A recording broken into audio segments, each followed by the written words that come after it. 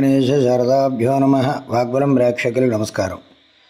మనకి గ్రహణం, చంద్రగ్రహణం మార్చి 3వ తేదీ 2026 సింహరాశిలో పడుతోంది. పుబ్బా నక్షత్రానికి అంటే పూర్వఫలుడి నక్షత్రానికి అంటారు. కేతుగ్రస్తం చంద్రగ్రహణం సంభవిస్తుంది. అయితే ఈ గ్రహణంలో ఏ రాశులకి దోషం కలుగుతుంది అంటే సింహరాశికి ప్రధానంగా దోషం కలుగుతుంది.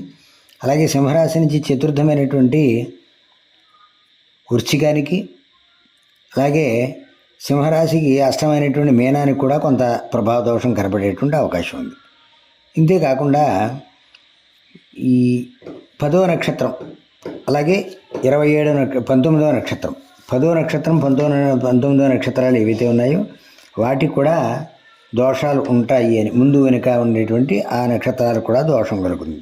కాబట్టి ఈ పూర్వఫల్గుణి నక్షత్రంతో పాటు పూర్వాషాఢ నక్షత్రం వాళ్ళు, భరణి నక్షత్రం వాళ్ళు కూడా తప్పనిసరిగా శాంతి ప్రక్రియ చేయించుకోవడం, దానం చేయడం చాలా మంచిది.